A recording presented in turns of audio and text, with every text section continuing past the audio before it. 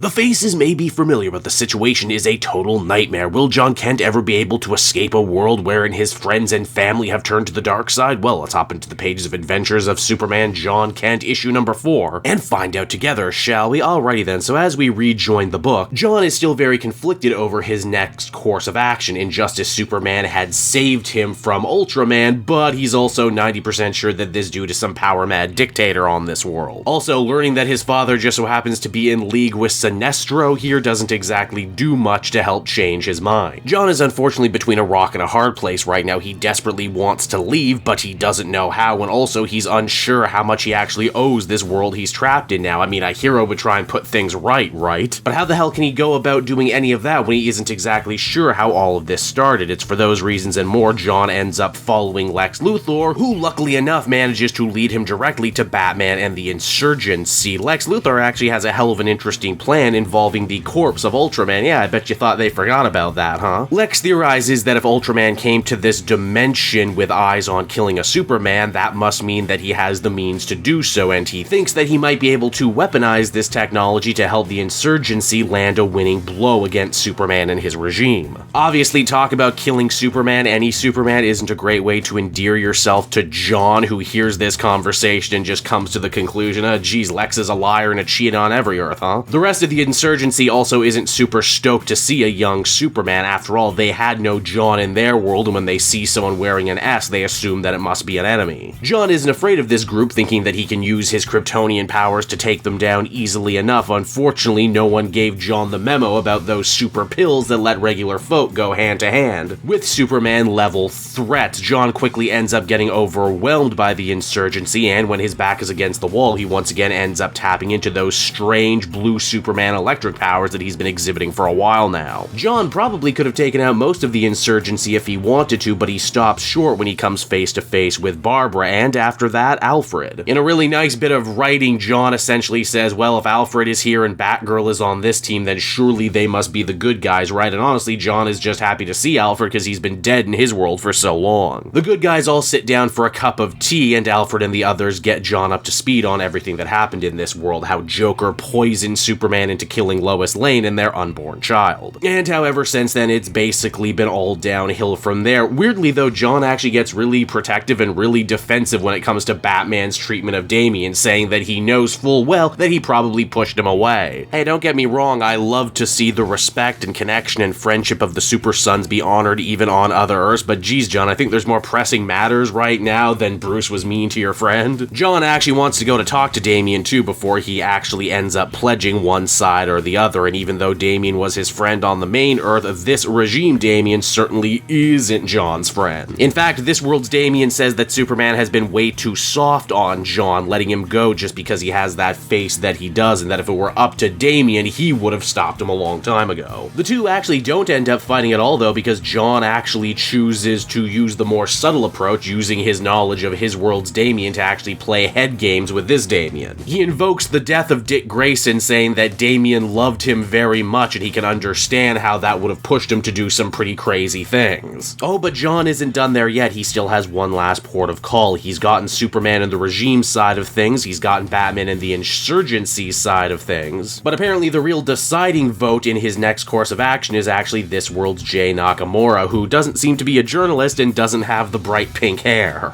This world's Jay talks about how Superman slowly over time became a tyrant and Earth itself a prison. This is all that Jon needs to hear. He's going to stay behind and actually get involved in this fight no matter the cost. It's as Jon leaves though we discover that Damian actually put a tracker on him. And as the comic comes to a close, Damian ends up coming through Jay's window and threatening his life. And so that was Adventures of Superman Jon Kent issue number 4, everyone, and overall I thought it was fine, just kinda fine. This book started really strong with a real solid direction, but the last two issues have been a little meandering. I had assumed at the end of the last issue Jon had gotten all the information that he needed to know that this world's Superman is no good, but here we get an entire issue dedicated to him looking for more evidence to something that couldn't be more obvious. I'd chop this up to maybe Tom Taylor getting a little too lost in the sauce on this one and wanting to revisit some of his favorite things from his time writing Injustice, and Lord knows I was certainly nostalgic, but not so much so that I noticed that the actual story in this issue didn't advance all that much at all. I am happy that they didn't forget about Ultraman and his strange, unexplained Superman killing device. Obviously, that's going to be really important come the end of this story, but also because we know this is the Injustice Earth, Jon is only going to be able to affect so much without actively changing the outcome of that story, and I hope Taylor thought about this, and that we actually get a satisfying, worthwhile conclusion to all of this, and that this wasn't just a sightseeing tour to the realm of Injustice.